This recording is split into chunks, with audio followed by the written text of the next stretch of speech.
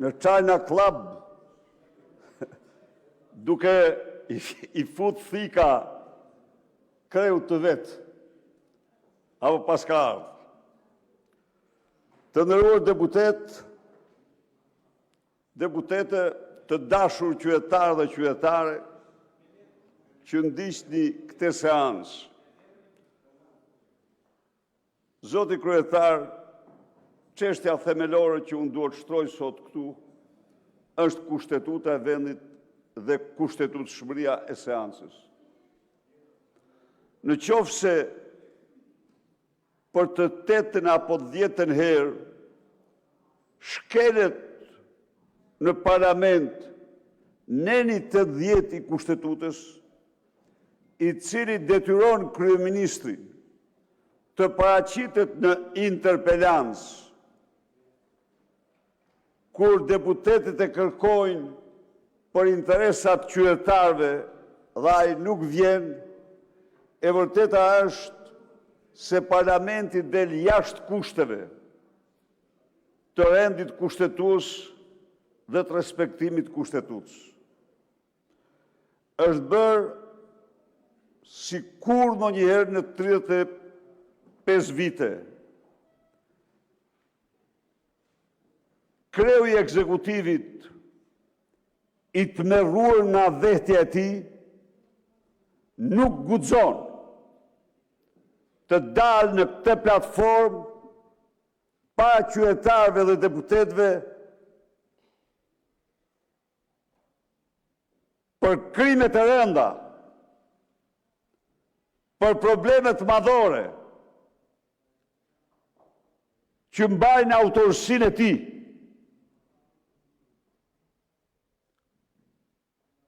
Ndërkohë, shqiptarët rrokullisen çdo muaj dhe më shumë në varfëri. Ai fluturon në 2 vite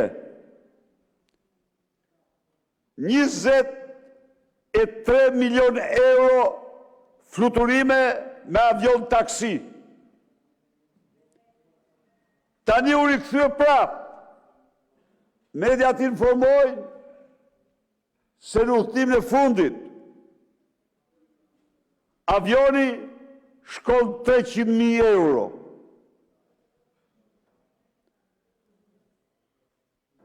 Parlamenti bllokohet në hetimin e tij.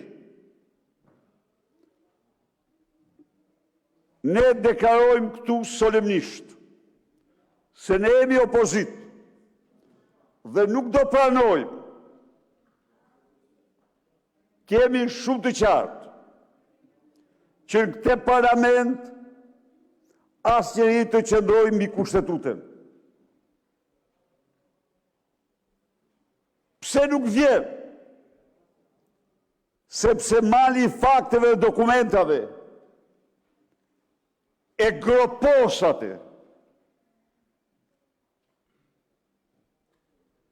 sepse ai vetë është kreu i sistemit korruptiv. Dhe se aferat e tij korruptive nuk lejohet të hetohen.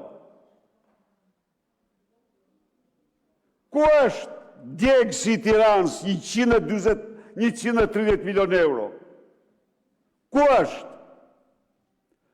Ku është impianti për punimin të ujrave të zeza 120 milion dollar kredi japoneze?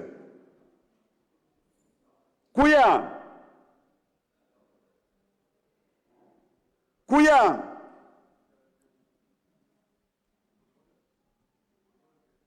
Qindra milion euro tjera të shpenzuara në rrugë. Ku janë? 240 milion euro të 100 fshatrave turistike dhe pastaj thot ky ministri Balluku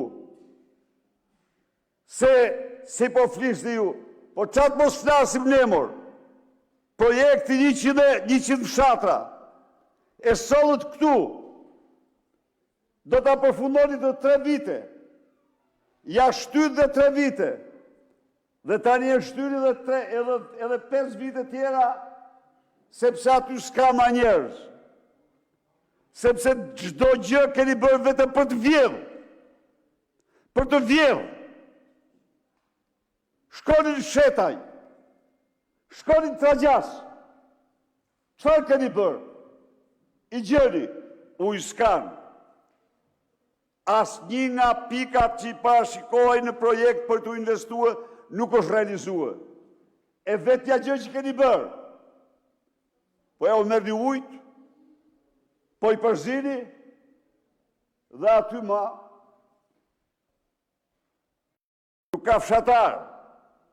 Në Shetaj janë 50 vila të reja, të bukura, nga emigrantët. Vetëm 19 prej tyre, para 2 vitesh, se tani mund tjetë krejt tjetër, kanë nga një të moshur banor. Pse nuk vjen? Pse nuk vjen? Nuk vjen sepse nxin në Shqipëri dhe në Europë me blokimin, me mbrojtjen e vjedhje që ka bërë me Lubi Ballukun. Edhe ju mos fisni fare se janë konflikt interesis, se në fakt të gjithë thonë ty të ka emruar Lubia. Edhe kjo është e vërtet. Është e vërtet, prandaj dhe të marrësh mbiemrin e saj, ma mirë merr mbiemrin e saj dhe trimërat. Edhe ky tjetri. E pyesur këtë, si u emrua ky ministër, se më kishin thënë që ka studiuar në Itali. Çfarë studimi më thamë? Ky është emruar nga vizat që merr me Olsi Ramën. Po, ky i bujqësisë gjoja. Absolutisht. Pra, nuk vjen. Nuk vjen sepse është i nxirr. Nuk vjen sepse i bëri vendit një shërbim të tmerrshëm. A e dini ju se ai raport, a e dini ju që u përmbys raporti nga Lubia apo jo? Dhe vjen te Edi Rams. Se mendoni ju se ata nuk e din që Rama po mbron vetën dhe Lubin. Si kujton ti se nuk do ketë tu skepticizëm edhe mosbesim maksimal? Shikoni treguesin e investimeve, realizimin, 5%, ndër më të ultit në botë, ku shkojnë tjerat vidhen. Tjerat vidhen. Do me thanë në 15 projekte, vetëm një realizohet. Nuk ka tregues investimesh. Absolutisht nuk gjan një vend tjetër përveç Haitit me tregues të tillë të realizimit të investimeve. Ku shkojnë? Vidhen. Vidhen. Është e vërteta.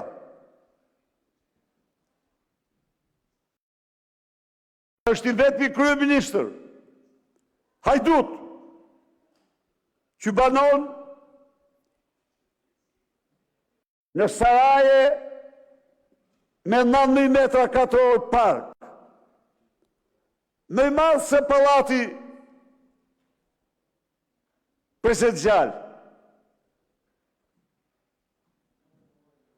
Pse s'del këtu ai? Pse nuk vjen këtu? Nuk vjen këtu se ka të merë, ka frikë, edhe mos shif shuti. Se këtu bëhe shtrim, atje punën prap ati në China Club.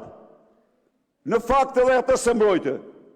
Edhe padrinën e këti nuk e mbrojte. Jo që ta din mirë, se këto janë të Faleminderit. Fjalën e ka zoti Taulant Balla, përgatitet zoti Yusuf Çela.